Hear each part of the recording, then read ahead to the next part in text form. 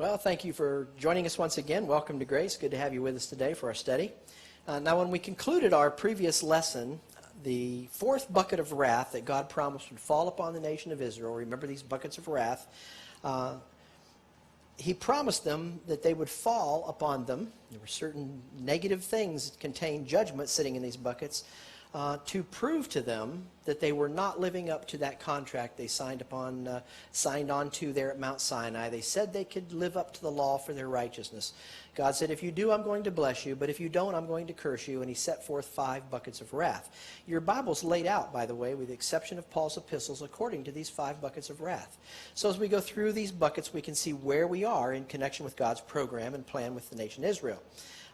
Bucket number 4 had fallen in our previous lesson.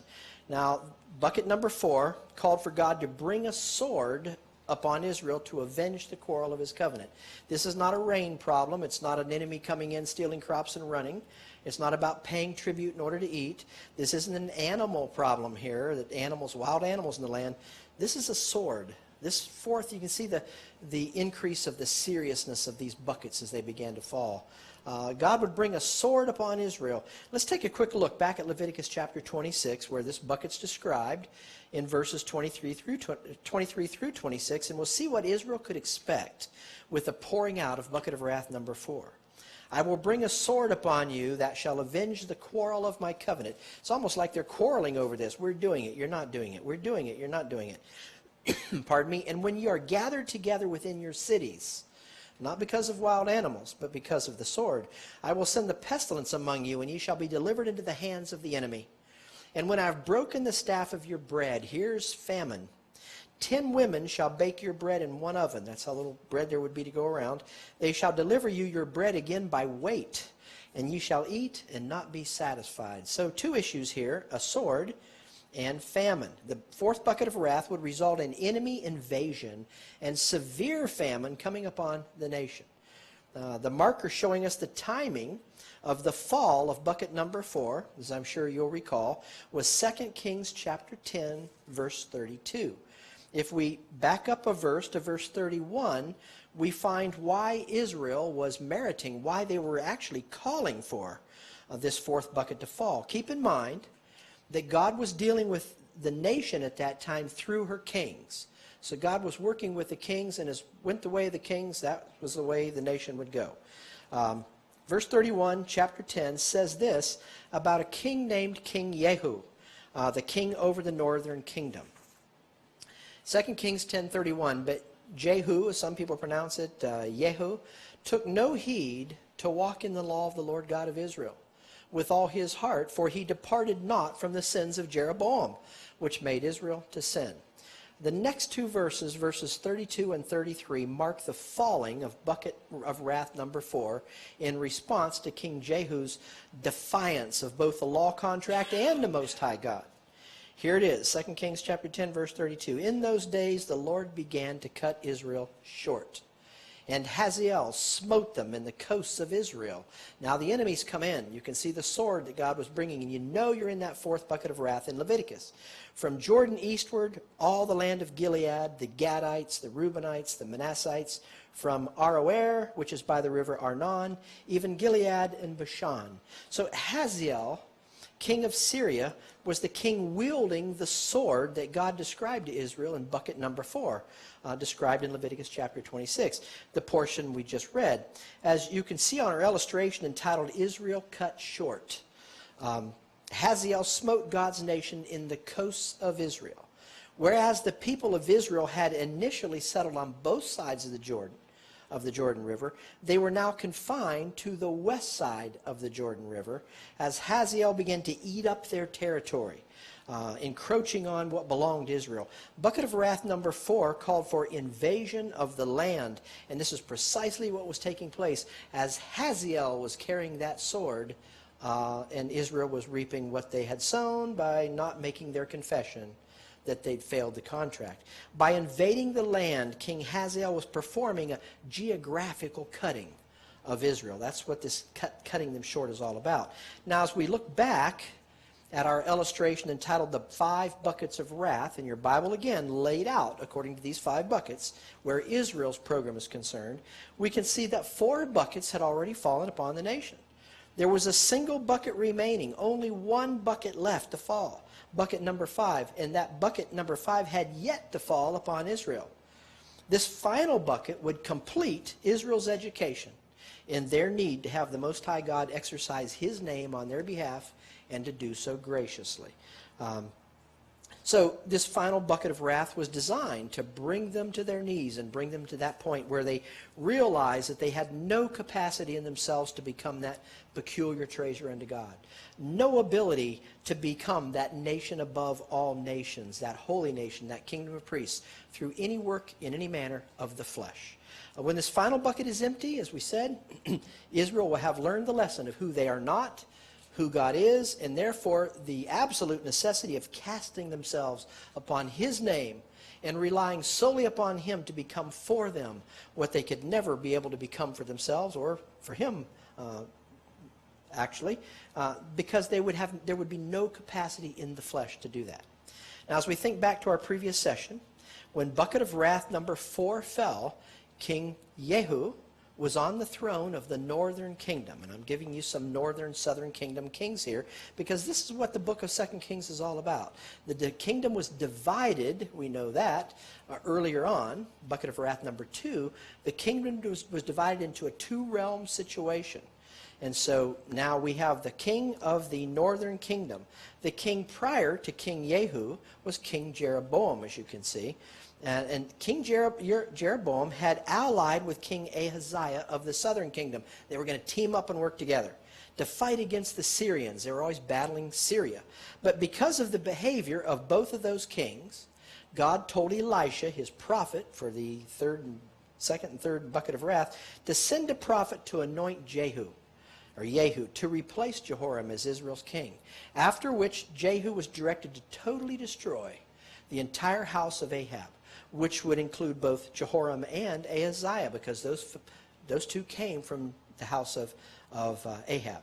Now Jehu, as you recall, did precisely as he had been instructed to do. He even killed King Ahab's wife, Jezebel. Anybody remember Jezebel? He killed Jezebel. He tossed her, had her tossed out the window, and he trampled her down with the horses of his chariot. So we discussed that last week. The sad thing was that even though Jehu followed God's instructions and destroyed the worshipers of Baal from the land, as we read, he took no heed. Chapter 10, verses 31 and 30, verse 31 just told us. He took no heed to walk in the law of the God of Israel with all his heart. Thus, the falling of the nation's 4th bucket of wrath. Chapter 10 of 2 Kings ends with verses 35, so let's go there very quickly. And Jehu slept with his fathers, and they buried him in Samaria. That was the capital city of the northern kingdom. And Jehoahaz, his son, reigned in his stead. And the time that Jehu reigned over Israel and Samaria was 28 years. So you have a king for 28 years over the northern kingdom. This brings us to 2 Kings chapter 11, and where the story continues with King Ahaziah's mother. You can see him on the right-hand side, or see her on the right-hand side there, Queen Athaliah. She's reigning up on the throne of the southern kingdom in the absence of her son. Now, we're not going to follow the complete story of the remainder of the kings, but we will hit a few highlights, and we'll give you the summary statement given to us in the Bible as we continue forward in our study of Israel's kings. The first highlight I want you to notice is how Satan, busy behind the scenes, we might say, went to work through Queen Athaliah. Do you recall how Satan had been told that the seed of the woman would actually crush his head? So he knew that there would be a seed line from this woman that would crush his head.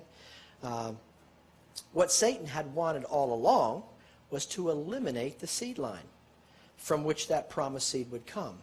And there was no question in that day as to who was the royal seed, and Satan knew that. The first battle strategy that Satan employed was the battle strategy or battle plan that I called Operation Deception Alienation. That took place where? That took place in the garden. The serpent deceived Eve. That was the deception. Then even though Adam had not been deceived, both he and Eve disobeyed God's clear instruction to not eat from the tree of the knowledge of good and evil. Alienation was the result. It was deception, alienation. Of course, God countered that plot of Satan by supplying a sacrifice for his human creatures. And he then clothed that human creation with the skins of their sacrifice. Thus, Satan was thwarted in his initial operation. Then came Operation Agitation, Assassination. Satan instigated jealousy in the mind of Cain, after which Cain did what? He slew Abel. Of course, God's plan to bring the conquering seed through the line of Eve wouldn't be thwarted through Cain's agitation or Abel's assassination.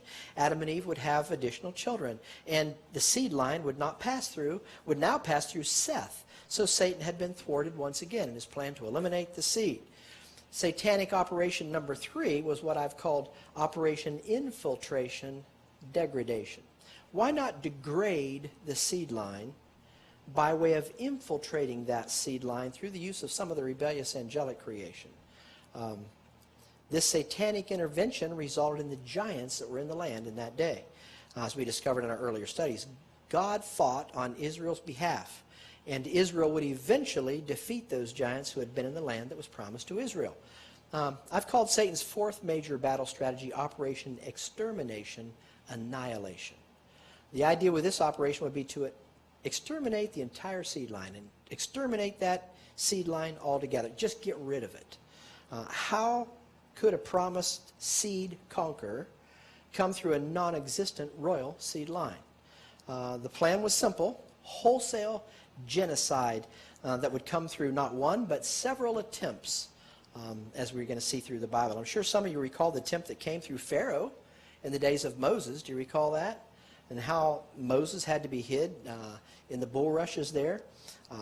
We see the second attempt in connection with Operation Extermination Annihilation with King Jehoram, who was slain by King Jehu. Let's go back to our illustration entitled "The Kings of First Kings" to gain a more clear picture of extermination attempt number 2, because here's where it sits. Now, don't get confused. Some people do when you see some of the same names appearing on both the southern and northern kingdom listing here. While some of the names are the same, because those names, people just kept the same names, the individuals were not the same individuals. For instance, there was a King Ahaziah over the northern kingdom and a different King Ahaziah who ruled over the southern kingdom, as you might see on your list. So don't think it's the same king just switching back and forth the area of his rulership. Likewise, there was a King Jehoram in connection with the northern kingdom. We talked about him earlier on. That Jehoram was slain by Jehu, as we noted in our previous lesson. It is the southern kingdom Jehoram, the 5th king over the southern kingdom, that we want to look at now. Jehoram's father, Jehoshaphat, was king before Jehoram. Jehoshaphat had 7 sons, according to the account in 2 Chronicles. And remember, the Chronicles are stories highlighted and enhanced a little bit, in some cases, of the stories in 2 Kings. So we needn't go through all of 1st and 2nd Chronicles. Jehoshaphat evidently loved all of his 7 sons. But Jehoram was the favored son when it came to his father's selection to be Judah, the southern kingdom's next king. Why so? Well, he was the firstborn. But notice what Jehoshaphat did just before he died, as recorded in 2 Chronicles chapter 21, verse 3. And their father gave them, those 7 sons, great gifts of silver and of gold and of precious things, with fenced cities in Judah. Can you imagine getting a gift and it being a city? But the kingdom gave he to Jehoram. Why? Because Jehoram was the firstborn. Now, most likely, in fear of the possibility of a coup by one of his brothers, this is how closely these guys were, King Jehoram went to extreme measures. The extreme measure we see in verse 4. Now, when Jehoram was risen up to the kingdom of his father, Jehoshaphat, he strengthened himself and slew all his brethren with the sword. Can you imagine that? And many others also of the princes or of the royalty of Israel. Jehoram was 32 years old when he began to reign, and he reigned 8 years in Jerusalem. So now we've got a king over the southern kingdom. He's eliminating anyone who might come up and replace him. He doesn't have to worry about that now. This King Jehoram wasn't taking any chances, was he? Let's get rid of him. To secure his position as king over the southern kingdom, he killed his 6 brothers, along with the elimination of many of that royal line there, the princes of Israel, to his way of thinking, there would be no royal seed remaining to commit a coup. So do you see why I called the second attempt by Satan to exterminate the seed line Operation Extermination Annihilation? Let's just get rid of the seed line. But Satan didn't stop there. He had a few more attempts up his sleeve when it came to exterminating the line of the royal seed.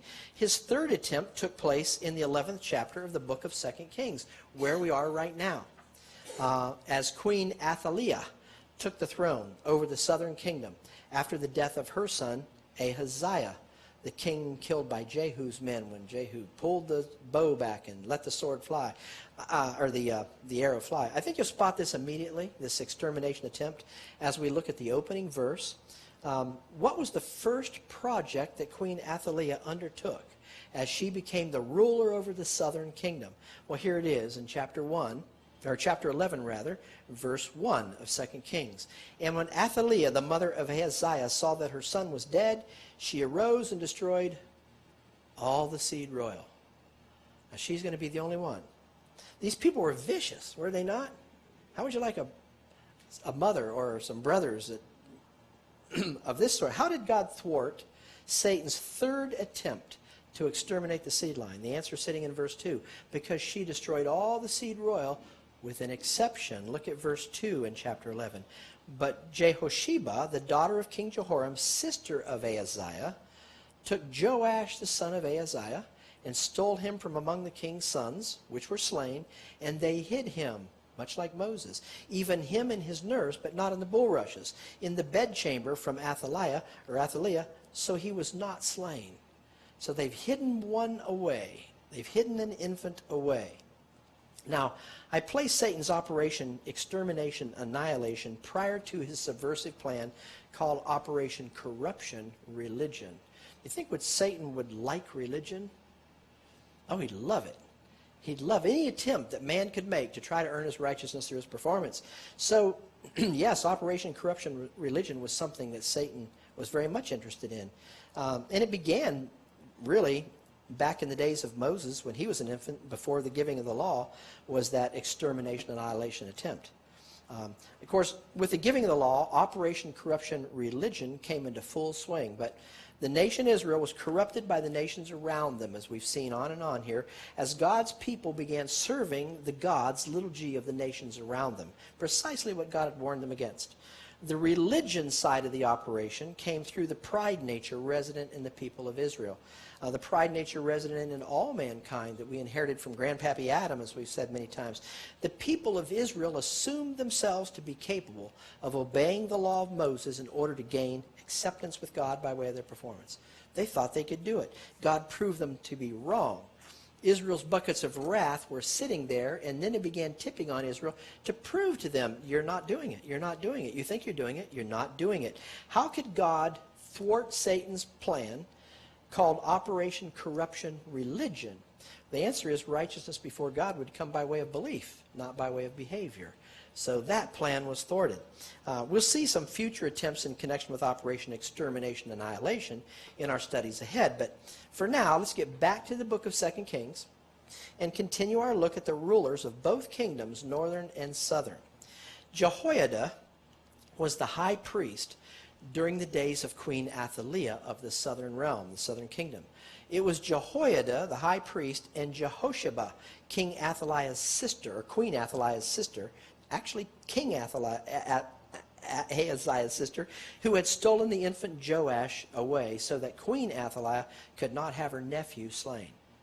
When Joash, sometimes called Jehoash, they interchanged the way it's written here, when he was 7 years old, remember he was hidden away, and when he was 7 years old, high priest Jehoiada, who had taken part in that kidnapping, so to speak, to save his life, that high priest anointed Joash to be king over the southern realm, Judah. Of course, when Athaliah heard the people crying, God save the king, God save the king, she did a bit of crying herself. She didn't like that a bit. She cried, treason, treason. But it was to no avail. Her 7-year-old nephew was now king over the southern kingdom, and Queen Athaliah would soon be slain. Joash as I said, also called Jehoash, would go on to reign over the southern kingdom for 40 years. He would become known as one of the southern kingdom's better kings. There was what might be called a short revival under this king, Joash. As long as priest Jehoiada was alive to guide this king, things were looking good. It appears as things might turn around for the southern kingdom. But notice what we find as we come to 2 Kings chapter 11, verse 17. And Jehoiada made a covenant between the Lord and the king and the people, that they should be the Lord's people, between the king also and the people. Looks like revival's breaking out in the southern realm. So far, so good. Maybe they'll make their national confession, and bucket number 5 can be avoided altogether. From what we've just seen of the nation, we know that that's probably not likely going to happen. But things did look good for a while in the southern realm. Look at verse 18 and the direction that the people were taking during the time of high priest Jehoiada. And all the people of the land went into the house of Baal. This isn't Samaria in this case. This is Jerusalem, capital city of the southern realm, where the people from the surrounding areas in Judah had gone to help Jehoiada eliminate worship to Baal and break it down. His altars, his images, break they in pieces thoroughly, and slew Matan, the priest of Baal, before the altars. And the priest, Jehoiada, appointed officers over the house of the Lord. So it's looking good, isn't it? They're getting Baal, getting rid of this false god Baal. The people of the southern kingdom were doing what the people of the northern kingdom had done earlier. Baal worship was being removed from the land. But as we move forward into chapter 12, it looks like there's reason for high hopes. Notice verse 2 of chapter 12. And Jehoash, that king, did that which was right in the sight of the Lord, and all his days wherein Jehoiada the priest instructed him. So as long as he had that Jehoiada priest sitting there guiding him, twisting his head this way and that, telling him which way to go, Jehoash did a pretty good job. Now notice how quickly high hopes can be dashed as we come to the very next verse, verse 3 in chapter 12. But the high places where that idol worship took place were not taken away. The people still sacrificed and burnt incense in the high places. The bottom line, according to verse 3, was that the people were continuing to worship false gods, the gods of the people around them. They may not have been worshiping Baal any longer in Jerusalem, but Baal hadn't been the only false god in the southern kingdom. False gods were still being worshipped in the high places. It seems as though Jehoash had only been concerned about the capital city, Jerusalem. But what about the outlying areas of that southern kingdom of Judah? There was certainly more to Judah than Jerusalem. Think about the seriousness of what was taking place in the southern kingdom during that point in history. God's plan to repossess the earthly realm and to make his name great in all the earth includes his use of the nation that he promised to make of Abram. When God's plan comes to fulfillment, the Most High God will be preeminent in the minds of the people of his nation. They will be that peculiar treasure unto him above all people on the earth, that royal priesthood, that holy nation, and they will bear the responsibility of making God's name great in the earth. Israel was doing the precise opposite under these kings. False gods held the preeminent place in the minds of the majority of the population of God's nation during this time. The high places were not taken down, as we've just read, and the people were still sacrificing and burning incense in the places of these false gods. We'll look at this a little later on. Listen, if Satan usurped God's headship on planet Earth, and God's headship in his headship usurpation plan, Satan made it necessary. When we think back, Satan made it necessary in the first place for God to have a plan to use Israel to make his name great in the earth. How angry now do you suppose God, the Most High God, is going to become when the very people his plan calls for him to use in connection with repossessing the earthly realm were in essence worshiping Satan? Can you see why idolatry is the height of human wickedness as we see it in the Bible? As we read on down through the text, we find that it was not only about the people of the southern kingdom practicing wickedness. The priesthood of the southern kingdom had become faithless as well by this point in time. King Jehoash had given clear instruction to the priests. He told them what he wanted done. Let's take a quicker look a quick look at those instructions in verses 4 and 5 of chapter 12. Because Jehoash, he had Baal removed. People were still sacrificing to idols. Now he's going to address the priesthood as God's going to give us a glance of how faithful were the priesthood in that day. 2 Kings chapter 12, verse 4. And Jehoash said to the priests, all the money of the dedicated things that is brought into the house of the Lord, even the money of every one that passeth the account, the money that every man is set at, and all the money that cometh into any man's heart to bring into the house of the Lord. Free will offerings here. Jehoash was saying, you priests have got to do something with this money that people are going to bring to you. What was it? Verse 5. Let the priests take it to them. Every man of his acquaintance, the ones that come in and meet you and bring you the money, let them, the priests, repair the breaches, meaning fix those gaps, fix those torn places of the house, the temple. Wheresoever any breach shall be found, we want you to repair the temple. In other words, the temple was to be put back in tip-top condition, and the priesthood were there to stand in line, and as the people came with their contributions, the priests would take it, and they'd repair the temple. That was Joash's instructions. But notice verse 6. But it was so that in the 23rd year of King Jehoash, the priest had not repaired the breaches of the house. 23 years into the reign of Jehoash, and nothing at all had been done when it came to the repair of the temple? What was happening to the money? Someone might ask.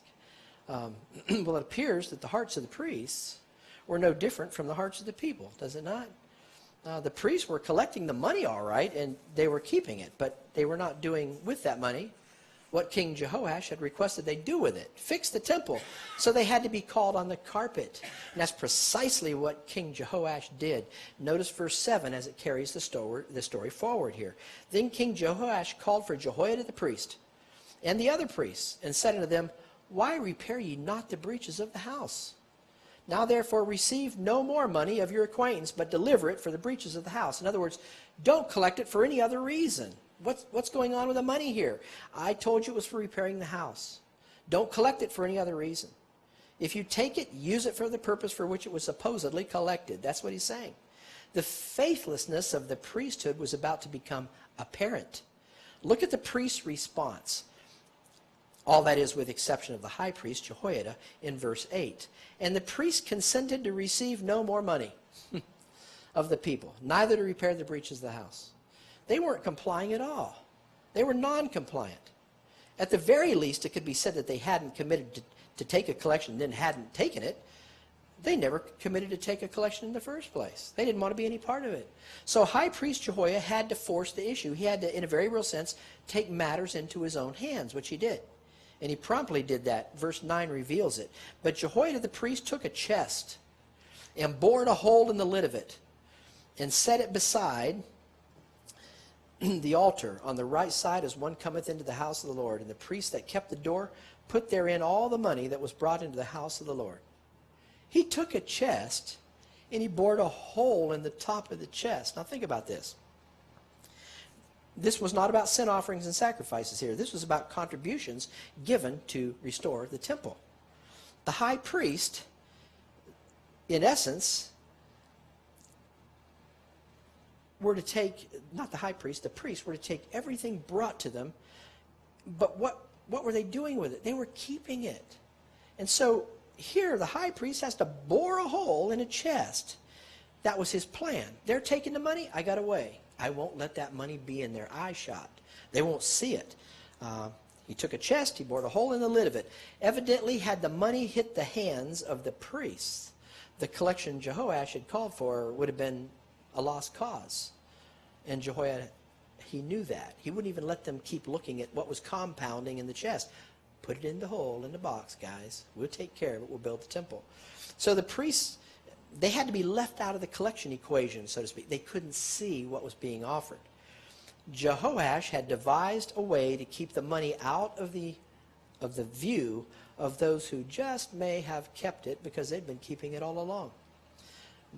Those who didn't want to collect it for temple repair in the first place. Unfortunately, the southern kingdom is where Solomon's temple was located. And it had a priesthood that could no longer be trusted. You see how the whole nation, from the people to the kings and now to the priesthood, we're seeing the degradation of the entirety of the nation as far as the southern kingdom is concerned.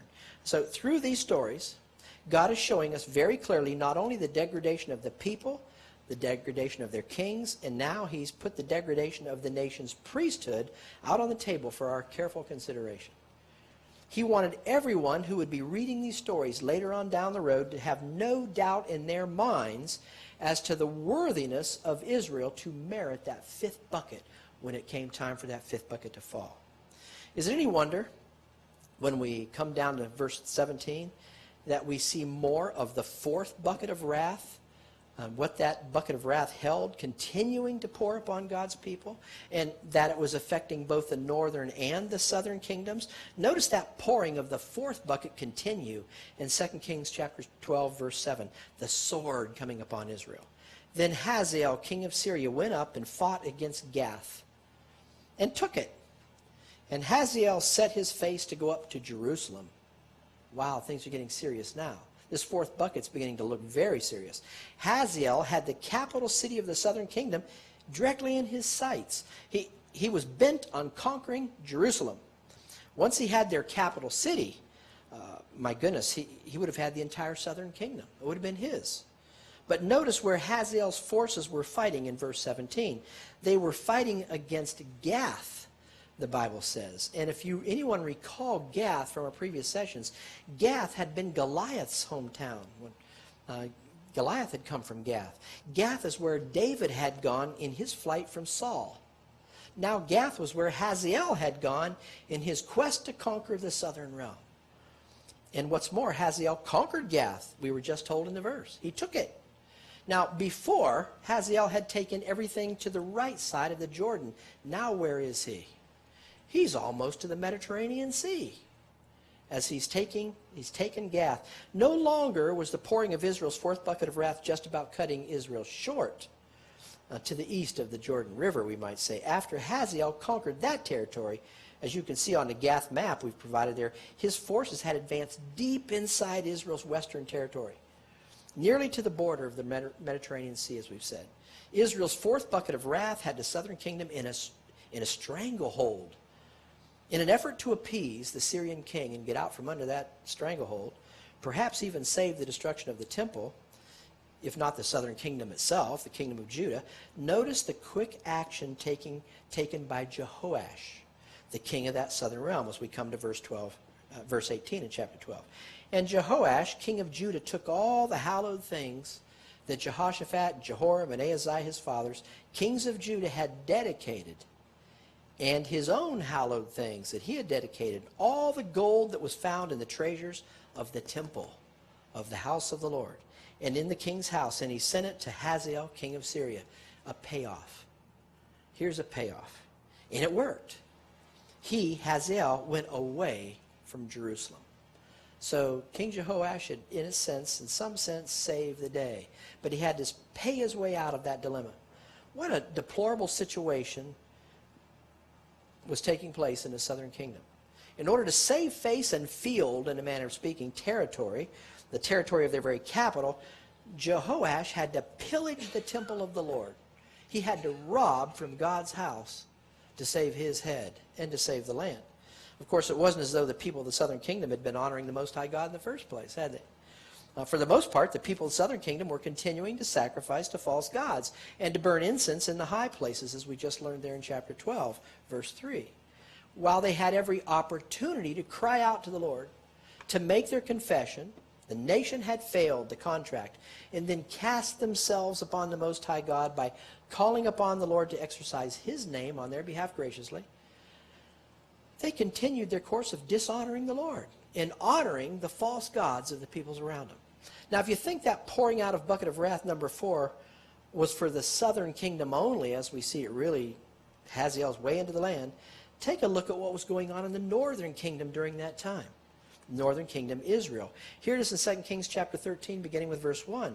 In the 23rd year of Jehoash, the son of Ahaziah, the king of Judah, southern kingdom, Jehoahaz, the son of Jehu, began to reign over Israel, the northern kingdom, in their capital, Samaria. And Jehoahaz reigned 17 years. Now, given what had occurred in the southern kingdom, Judah, there would be no more opportune time for the people of the northern kingdom, knowing what was going on, Israel, to make their confession and to cast themselves upon the name of the Most High God. After all, they had a brand new king, and Jehu was now gone, and Jehoahaz had taken the throne. Surely King Jehoahaz would do what was right, right? Well, the correct answer is wrong. Not left, but wrong. In fact, God doesn't wait to give us the answer. He answers that question immediately in the very next two verses, verses 2 and 3. Take a quick look. And he, Jehoahaz, another king, did that which was evil in the sight of the Lord, and followed the sins of Jeroboam the son of Nebat, which made Israel to sin. He departed not from those sins of Nebat. And catch this, the anger of the Lord was kindled against Israel, the northern kingdom. And the Lord delivered them into the hand of Hazael, king of Syria, and into the hand of Ben-Hadad, the son of Hazael, all their days. Boy, the fourth bucket's really, you can see the bottom, the depth of the anger and the wrath that had settled to the bottom of bucket number 4 is now beginning to come out. Not only are they beginning to be cut short, but now the enemy's actually conquering parts of their land. Israel was still in the land, to be sure, but they had no more say-so in the land that God had given to their forefather Abram, and through him to them. The people of the northern kingdom were now suffering an occupation by the enemy. The sword sitting in bucket of wrath number 4 had been a sharp sword, to be sure. Israel was really feeling the effects, southern and northern kingdom. Bucket number 4 had brought total enemy occupation to the northern kingdom in those realms. So both kingdoms were in the throes of their promised fourth bucket of wrath. And it appears as though they were almost trying to bring on bucket of wrath number 5, doing their very best. Can you imagine God's anger at his defiant nation? Is it any surprise that when the fifth bucket of wrath does finally fall, that God will be walking contrary to his people in fury, as Leviticus 26 said? Now stop here for a moment and consider what we've seen take place over and over again. What always happened when wrath came upon the nation? Something sitting in those buckets of wrath, what did God always do in response? It was almost like he always took out a huge hypodermic needle filled with mercy and grace. And right when they were in their most desperate time, he would pump the handle down and just inject mercy and grace upon his people. We saw it to be true in connection with the previous 3 buckets of wrath. So why not here, in connection with bucket of wrath number 4? God was continually giving his nation an opportunity to learn who they were not and who he was, what he had the capacity to become on their behalf. This is precisely what the God of mercy and grace was about to do for the people of the northern kingdom. We see him jump into action on behalf of his people, Judah, as verses 5 and 6 get underway. And the Lord gave Israel a what? Savior, a deliverer. Savior, just a deliverer. So that they went out from under the hand of the Syrians. And the children of Israel dwelt in their tents as before times. Everything was getting back almost, we could say, to normal as God showered that northern realm with mercy and grace. What an injection of mercy and grace. Through that exercise of his name on Israel's behalf, God became Israel's banner, one of the aspects of his name, her Jehovah Nissi, her deliverer. He delivered them from the hand of the Syrians. What was the northern kingdom's response to God exercising his name on their behalf and doing so graciously? God recorded their response in verse 6. What a first word to begin a sentence. What is it? Nevertheless, or we might say all the more. Nevertheless, meaning in spite of God's grand display of what he was capable of doing for them, they departed not from the sins of the house of Jeroboam, who made Israel sin, but walked therein. Put simply, they thumbed their noses at the Most High God. And there remained the grove also in Samaria, the capital city of the northern realm. King after king after king, we see a different stanza of the very same song, do we not? After King Jehoahaz died, his son Jehoash assumed the throne of the northern realm, not the Jehoash of the southern realm, but they shared a common name. This would be a brand new opportunity for a national confession to be made by the northern kingdom. But verse 11 tells us that unfortunately for them, fortunately for us, as Paul would say, tell us later on down the road, fortunately for us, unfortunate for them, Israel's national confession was not to be made. Notice chapter 13, verse 11. And he, Jehoash of the northern kingdom, did that which was evil in the sight of the Lord. He departed not from all the sins of Jeroboam, the son of Nebat, who made Israel to sin. But he walked in those ways, those sinful ways. What was the result of King Joash's rebellion? The result was exactly what the nation's fourth bucket of wrath called for. King Hazael of Syria continued to oppress the northern realm. He'd been paid off earlier. Now he's oppressing them again. It was during this time, in the reign of King Joash, that the prophet Elisha died. But there isn't any doubt about it. At this point in Israel's history, they were actually pleading, in a sense, for the fifth bucket of wrath to fall on their heads. They had clearly merited that fifth bucket. They had defied the Lord. They had snubbed his grace and mercy. And God would have been perfectly justified to begin pouring that fifth bucket down right at that very time. But once again, what do you suppose God was ready to do? What have we seen him do time and again in connection with his hard-hearted, stiff-necked nation? He was continually putting his mercy and grace on display. And it would be no different now. You see, once bucket of wrath number 5 begins to pour, God knew that his people would experience a time of trouble such as they had not previously seen and would never see again, according to prophecy. Bucket number 5 called for a measure of wrath that would make all the difficulties of all the previous buckets combined pale in comparison to what was ahead. God knew that. God was fully aware of what was sitting in that fifth bucket of wrath. And God knew that it was coming. But God would leave no stone unturned when it came to educating his nation in the reality of their incapacity and the necessity of their calling upon his name to deal with them graciously. In light of what Israel's fifth bucket of wrath held, in light of the fact that God had known perfectly well the severity sitting in bucket number 5, notice what the Most High God did as we come to 2 Kings chapter 13, verse 23. And the Lord was, next word, gracious unto them. Wow. And had compassion on them, and had respect unto them, because of his covenant that he had made with Abraham, Isaac, and Jacob, would not destroy them, neither cast he them from his presence. Notice carefully the next two words. What are they? As yet. Oh, it's coming. As yet. In spite of the downward progression of things under those kings, we see God deal out another dose of his mercy and grace in the midst of his people's obstinate rebellion. The sword sitting in their fourth bucket of wrath was being brought against them as the Syrian king was biting off more and more of Israel's territory or land. But we're given to understand in verse 23 that the fifth bucket of wrath called for his people to be cast out of his presence altogether. They wouldn't be occupied. They'd be out of their land if the fifth bucket fell. They'd be cast out of his presence. In verse 23, we see that he would not destroy them as yet. That destruction would come, to be sure, as God would indeed walk contrary to his people in fury. That's what the fifth bucket calls for. God was simply holding off that fury for a time. That's what the words as yet mean. He was postponing it in light of the wrath that he knew would be involved with that final bucket.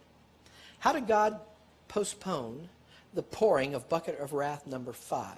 And how did he display his mercy and grace in connection with that postponement of that wrath?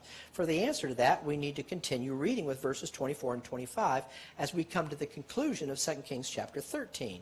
So, Israel's oppressor, Hazael, king of Syria, died, and Ben-Hadad, his son, reigned in his stead. And Jehoash of the northern realm, the son of Jehoahaz, took again out of the hand of Ben-Hadad, the son of Hazael, the cities. They've reconquered their territory, which he, Hazael, had taken out of the hand of Jehoahaz, his father, by war. 3 times did Joash beat him and recovered the cities of Israel. He took back the property. It was victory for Israel. As 2 Kings chapter 14 opens, Amaziah, the son of Jehoash of the southern kingdom, a different Jehoash here, had assumed his father's throne. We're going back and forth between kings, southern and northern realm. Like his father Jehoash, Amaziah was a relatively good king. as seen in chapter 14, verse 3, where we read, "And he, King Amaziah, did that which was right in the sight of the Lord, yet." Well, the first verse was nevertheless. Now here's yet, not like David his father. Can you get the feeling of this? He did that what was right in the sight of the Lord, yet. See what was happening? Not like David his father. He did according to all things as Joash his father did. Once again, we see high hopes for God's people. And once again, we see those high hopes dashed on the rocks of the laissez-faire attitude of Judah's previously so-called good kings. Laissez-faire, for those who are not familiar with that French expression, means let the people do as they wish. And that's exactly what these kings were doing. Laissez-faire, we could say, has to do with a hands-off approach to things. Verse 4 contains the disappointing truth relative to Judah's king Amaziah and his laissez-faire attitude. Look at it here in chapter 14. "Howbeit the high places were not taken away. As yet the people did continue to sacrifice and burn incense on the high places." Talk about long-suffering. Was God not long-suffering when it came to the people of the northern and southern kingdoms, both? The people who were as yet his people? Reading through these stories of their kings leaves no doubt as to the laissez-faire attitude of the kings of both realms thus far in our stories. As we work our way farther into 2 Kings chapter 14, we see a face-off take place between Jehoash of the northern kingdom, Israel, and Amaziah of the southern kingdom, Judah.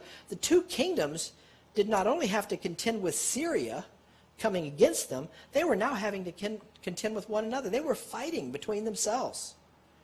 We don't want to belabor the stories of these kings. We could go on, but the issue in our study of the book of 2 Kings is not one of trying to go through every detail of the ins and outs of every king. What is important that we see here is the trend that was taking place while these kings were in place, and the attitude, their attitude toward the Most High God, and the idol worship that was taking place in the land over which they were ruling during that period of time in Israel's history. Keep in mind, both kingdoms were sitting on the cusp, we might say, of the pouring out of bucket of wrath number 5. And it was detailed for them back in Leviticus chapter 26. In connection with the kings of both kingdoms, we've seen the expression, "and he did evil in the sight of the Lord." Did we not see it over and over? He did evil in the sight of the Lord, used time and again. Even when a king was seemingly on the right track, we see the words "nevertheless" or "howbeit," or the expression "as yet," as the people of both kingdoms were wholly given over to the worship of false gods. Aside from a very few kings and the worship of Baal, the worship of false gods continued forward full speed ahead. They set the throttle. We're going this direction. And it was a slap in the face of the Most High God. The statement we just read in 2 Kings chapter 14, verse 4, sums up the direction both realms of the kingdom were taking. "Howbeit the high places were not taken away, as yet the people did sacrifice and burn incense on the high place." It doesn't take us very long to memorize that song, does it? Over and over we hear the same refrain. When King Joash of the northern realm died, his son Jeroboam, another Jeroboam, Jeroboam number 2, assumed his father's throne. Amaziah of the southern kingdom lived and reigned 15 years beyond the death of the king of the northern kingdom. So when you see these kings lined up side by side, don't assume that they were lined up side by side this way, because it doesn't fall in that some kings reigned a lot longer than others. And the people of Judah began to conspire against the king of the southern kingdom.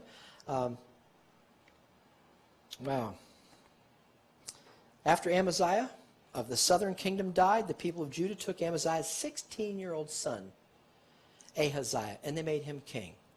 Now, if we're going to go through 2 Kings, we've got to go through some of these stories. We'll not go into any more detail other than to give a summary statement for some of the remaining kings. We don't bore you to tears. The direction taken by Jeroboam of the northern kingdom appears in chapter 14, verse 24. "And he, Jeroboam, did that which was really good in the sight of the Lord," and just changed direction altogether.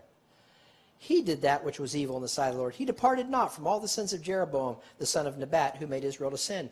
How about 16-year-old Ahaziah of the southern realm? What was he like? Well, he went on to reign for 52 years, but he became king at 16. His summary statement sits in chapter 15, verses 3 and 4. Can you see how we're working our way through kings here? "And he, Ahaziah, did that which was right in the sight of the Lord, according to all that his father Amaziah had done." Next two words. Save that. "With the exception of The high places were not removed. The people continued to sacrifice and burn incense still in the high places. You see the direction of these people? Now we're seeing that the kings of the northern kingdom were all bad kings. King Zechariah's statements recorded in chapter 15, verse 9, as more kings come down the road.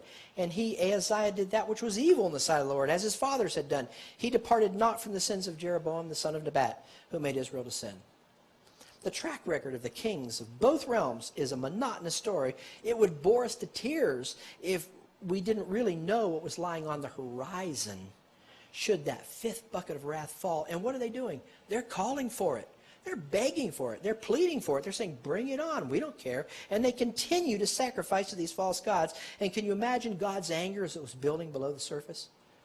Building more and more and more. At this point, I'm going to give you a listing of all the kings of both kingdoms that appear in the book of 2 Kings.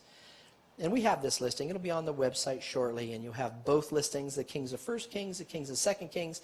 The nice thing about this listing of the kings in 2 Kings is we give you the prophets' names that came along in connection with those different kings that were reigning. You can access it on the website very shortly. WelcomeToGrace.com under the Resource tab. Understand that the broken record of these kings continues in the book of 2 Kings all the way up to the fall of the fifth bucket of wrath upon the nation Israel. That fifth bucket will fall upon the northern kingdom, Israel, first. Then a little later on in 2 Kings, we see that fifth bucket beginning to fall on the southern realm, Judah. But until then, let's just skip through these summary statements a bit more, a few more of these kings, as this is what the book of 2 Kings is all about, proving to us the validity of God bringing that fifth bucket down with all that it held. For instance, when we come to chapter 15, verse 18, we find the summary statement of a king called King Menahem of the northern realm. Let's look. And he, King Menahem, did that which was evil in the sight of the Lord. Departed not all his days from the sins of Jeroboam the son of Nebat, who made Israel to sin. Verse 19 goes on to reveal how bucket of wrath number 4 continued to pour out while all this was taking place. His people were walking contrary to him. He's now walking contrary to his people, but not in fury, not as yet. Every time we see the kingdom suffering at the hand of an enemy, we can see the Most High God walking contrary to his people. Notice the verse that follows right in the heels of verse 18, where King Menahem was doing that which was evil in the sight of the Lord. It's verse 19. And Pul, the king of Assyria, came against the land. Another sword against the land. And Menahem gave Pul 1,000 talents of silver, that his hand might be with him to confirm the king. These kings were buying themselves out of misery here. They were paying off the enemy. The king of the northern kingdom was actually forced to pay the Assyrian king in order to maintain his position of power. The stories here remind me of a volcano. I don't know what you're seeing here, but they remind me of a volcano with a lava building toward the time when that volcano is going to explode and spew out the fiery contents that were always lying under the surface. That's how you can picture bucket of wrath number 5. That's how it was with God and Israel during the time of these kings while under the fourth bucket of wrath. The fifth bucket of wrath is the volcano. As these kings over the divided kingdom continued in their downward progression away from the Most High God and did nothing to move the people away from that idol worship, the contents of the volcano, namely that which bucket of wrath number 5 held, those contents were churning. We might say simmering, bubbling below the surface, building up, awaiting that time for bucket of 5 to arrive and explode with all the fiery fury of God's wrath that had been lying just under the surface. Here in the book of 2 Kings, God is in a very real sense giving us a first-hand look at the bubbling that was taking place below the surface of the volcano, bucket of wrath number 5. As the people of both realms were in a constant state of rejecting him. After King Menahem came King Pekahiah to reign over the northern realm. As chapter 15 continues, the ongoing simmering saga, we can keep reading it over and over. Here it is in 2 Kings chapter 15, verse 24. And he, Pekahiah, called upon the people to make their confession. We have not kept the contract. We swore to you we could keep it. We're calling upon your name, exercise your name on our behalf and do it graciously. Is that what the verse says? Pekahiah did that which was evil in the sight of the Lord. He departed not from the sins of Jeroboam, the son of Nebat, who made Israel to sin. After Pekahiah came King Pekah. So it looks like pretty much the same name, but it's not. Over the northern realm. His summary statement appears in verse 28. We're really moving, believe it or not, through 2 Kings. 15:28. And he, Pekah, did that which is evil in the sight of the Lord. He departed not from the sins of Jeroboam, the son of Nebat, who made Israel to sin. Now watch as bucket number 4 continues to pour. God constantly showing what they're meriting as we come to verse 29. In fact, the sparks of bucket of wrath number 5, the volcano, are beginning to spray out a little bit from the top of that volcanic bucket at this point in time. 2 Kings 15:29. In the days of Pekah, king of Israel, came Tiglath-Pileser, king of Assyria, and took Ijon, and Abel-Beth-Maacah, and Genoa, and Kadesh, and Hazor, and Gilead, and Galilee, all the land of Naphtali, and carried them captive to Assyria. Wow. You see what was happening? The entire northern kingdom of Israel had not been spewed out of the land, at least not as yet. But a portion of the northern kingdom, the people of the land of Naphtali, had been taken away captive by the king of Assyria, and captivity was precisely what the 5th bucket of wrath called for. But this is a partial captivity here. It was as though the volcanic bucket of wrath, bucket number 5, was right on the verge of a catastrophic eruption. The steam of the 5th bucket was beginning to billow forth in anticipation of an outright cataclysmic explosion. The Bible narrative then moves straight to Jotham, the new king over the southern realm. His story reads much like the many stories we've already read. Here it is toward the close of chapter 15, verses 34 and 35. And he, Jotham, did that which was right in the sight of the Lord. He did according to all that his father Uzziah had done. Next word. Howbeit, there sits that word. Howbeit, the high places were not removed. The people sacrificed, continued to sacrifice, burn incense still in the high places. He, Jotham, built the higher gate of the house of the Lord. So he's working for the Lord with one hand. He built the higher gate of the house, while refusing to work against the worship of false gods with his other hand. An apostle of the earthly kingdom program, James would later say in James 1:8, a passage you can look up on your own, a double-minded man is unstable in his ways. In all his ways. That's an apt description of the kings who were good on the one hand, he did what was right, and then we came around that word nevertheless, refusing to take action when it came to idol worship on the other hand. God was not pleased with that double-mindedness, as we see the smoke that preceded the fire of bucket number 5 continue to billow forth in verse 37. In those days the Lord began to send against Judah Rezin, the king of Syria, and Pekah, the son of Remaliah. When we come to the final chapter of 2 Kings chapter 16, at least where the 4th bucket of wrath and the northern kingdom is concerned, we've come all the way down to King Ahaz, king of Judah. And there are a couple of interesting things sitting in this passage you need to take note of before we end this session with King Ahaz. Let's read chapter 16, verses 2 and 3. 20 years old was Ahaz when he began to reign, and he reigned 16 years in Jerusalem and did that which was right in the sight of the Lord his God, like David his father. But he walked in the way of the kings of Israel, yea, and made his son to pass through the fire, according to the abominations of the heathen, whom the Lord cast out from before the children of Israel.